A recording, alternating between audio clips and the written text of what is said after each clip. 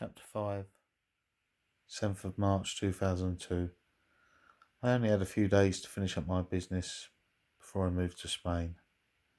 I had to go to Daytona Motorcycles to pick up some money that was owed to me by a friend and take one last chance to say goodbye to everyone. I jumped on my bike for the relatively short ride there. I shared a garage with Ozzy and as usual picked my bike up. Started up and let it warm for a while I had a quick fag. Taking my usual route to Asia and Islington, I crossed the Peckham River Bridge, passed along the side of Burgeston Park before hitting the Old Kent Road. Part of my journey took me past the Thomas à Becket pub. It had a gym upstairs where the boxer Henry Cooper used to train. Filtering through some traffic lights, I noticed a lorry to the right and a scooter behind me. The lorry pulled ahead and so did I. The lorry gave no indication of turning, but it did. It turned left, directly into my path, directly into me. I didn't make it to Daytona. I didn't make it to Spain. I don't even remember that day or the next few days and weeks. What follows is from people telling me what happened. Family, friends, medical staff, police, witnesses. Witness statement from the scooter rider said, the lorry slowed down and we both proceeded along the inside at a slow speed. The lorry then just turned left into Kinglake Street, just past Thomas à Becket pub. No signal was given of the left turn by way of hand or indicator. There was no left wing mirror on the lorry. The lorry hit the motorbike and then mounted the pavement. There was a loud crack as the blue and white Suzuki motorbike was struck by the side of the lorry cab. I struggled to avoid colliding with the lorry with my scooter. The rider landed on his head in the road. The lorry then stopped. Then the car horn started. Some cars drove around the rider's body. Some stopped. From what I was told after, the scooter rider, I still don't remember his name, ran over to check on me and saw, although I was breathing, albeit noisy, I was unconscious and bleeding from my mouth. My breathing got shallower and I was struggling for breath. The scooter rider did the right thing. He did not remove my helmet. If a biker has come off their bike and there is the even slightest chance of a spinal injury could have occurred, the worst thing you can do is remove their helmet. It could be the only thing holding their neck together, and the movement from removing it could cause permanent paralysis. The police arrived within minutes, diverting traffic and arranging for an ambulance. All police are trained in first aid, and the police officers could see I was in a bad way. First medic on the scene was a quick response paramedic, ironically enough. They travelled by motorbike. He took one look at me and got on the radio requesting that an air ambulance attend the scene as he felt that time was of the essence in saving my life. The police made space in the traffic for a helicopter to land. They also divided traffic away from the Old Kent Road. It was already gridlocked. By sheer coincidence, a friend of mine was caught up in the traffic chaos. Typically, he later joked with me.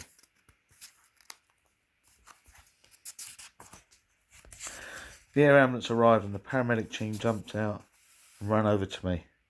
They talked with the first responder while doing their tests on me. I was still managing to breathe unaided, but I had no physical reflexes. You know when you tap just below your knee, there's that sensitive part below your knee. Your leg twitches. It's an automatic response, a reflex. It's something you have no control over, something your brain does on its own. My brain wasn't responding to stimulus. It was clear to the medical crew that I had some brain injury, some form of swelling on the brain. It was too risky to take me to hospital by air. They didn't think I could cope or even survive the tiny change in air pressure in my brain. They radioed for an ambulance. When it arrived, I was safely on board. The ambulance received a police escort to the hospital. The sirens cleared the roads ahead. If it was not for the expert first aid awareness of the scooter rider and the police, and the expertise and professionalism of the paramedics, I would not have survived long enough to even get to hospital. To these people and the medical team at King's College Hospital, who ensured I lived, you have my undying thanks and respect. In the casualty unit of King's College Hospital, the medical team expertly removed my crash helmet and cleared my windpipe of any obstructions, while another nurse cleaned and dressed a small cut on my ankle. I was taken for an MRI, a magnetic resonance imaging brain scan.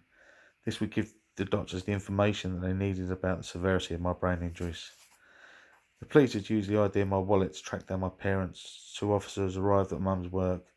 She later said, when they'd asked for her and then asked if she was my mother, that she thought I was dead.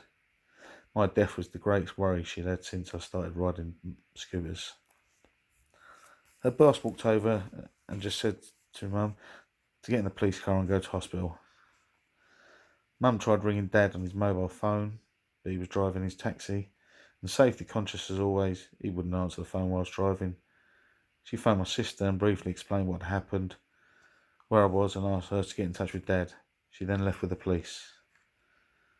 When Mum arrived at King's College Hospital, the nurses took her through the room where I was lying, hooked up to the machines with Mirad tubes. I'm sure that I looked more dead than alive. The last time Mum had seen me in hospital was when I was a child and I'd broken my arm. I'd been roller skating opposite Alan's house, trying to go as fast as I could. I took a tumble. This time it was much more serious.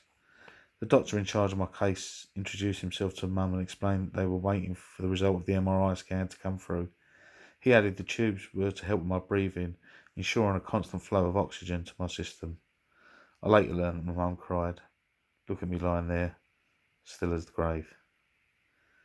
She took some time to collect herself and got her emotions back under control before calling Dad again. This time he answered the call. Mum told him where she was and why. It didn't take long before Dad's taxi was parked outside the hospital and he was standing at the casualty department, holding Mum close and looking at me. He later said that the sight of me lying there looked virtually unscathed, yet hooked up to machines made him think the worst, that all the damage was hidden deep inside, which it was. The doctors reappeared, and this time he had the results of the MRI scan. There was good and bad news. The good news was there was no bleeding on the brain. All the blood vessels in the brain were intact. The bad news was my brain was very severely swollen, pushing against my skull until the swelling went down. He could not give any diagnosis or prognosis.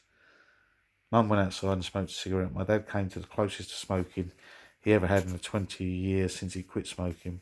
I'm glad he didn't. I think my sister must have got hold of Alan because at that point he came into the casualty unit too. He's a builder.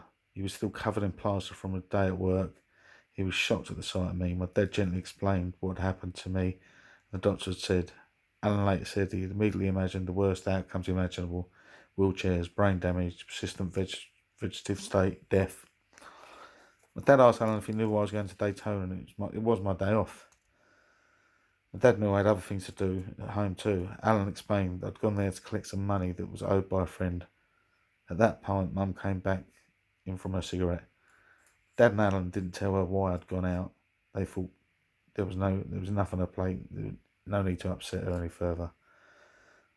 I was moved to an intensive care unit in the hospital, freeing up much needed space in the casualty unit. My parents were exhausted. Neither had eaten since breakfast time, and they'd been sick to worry to even think about food during the day.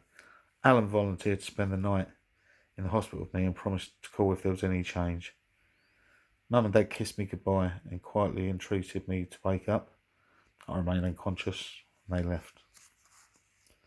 Later I learned that Alan had sat by my bed all night. He sat there and talked to me about holidays, motorbikes, adventures through the years. This was the best thing he could do. I would have been unconsciously aware of him, and that could have helped me to come around. Alan has always had a stubborn streak, and this kept him going throughout the night. When my parents arrived the next morning, the nursing staff explained that my brother hadn't left my side, even for a drink or to use the toilet, as he hadn't wanted me to wake up and didn't want to leave me alone. Mum and Dad explained that although we weren't brothers by blood, our close friendship was akin to being brothers. My dad dragged Alan away for a cup of tea before sending him home to get rest. His eyes were bloodshot and he was exhausted. Alan still had his sense of humour intact, one of the things I've always liked about him, and turned to where I lay and said, "Suppose you want a cuppa." Mum sat by the bed, and as she talked to me, she noticed me twitch slightly. She called the nurse over to say that I'd moved. The nurse explained that this was my brain's way of establishing connections with different parts of my body, discovering which nerves still worked. This was seen as a very good sign as soon after the actual accident. The nurse then telephoned someone to report this. It was not long after that Dad and Alan returned to the ward, and Mum told them I'd twitched. Alan said the minor twitches he'd seen me make were what spurred him to keep on talking all night long.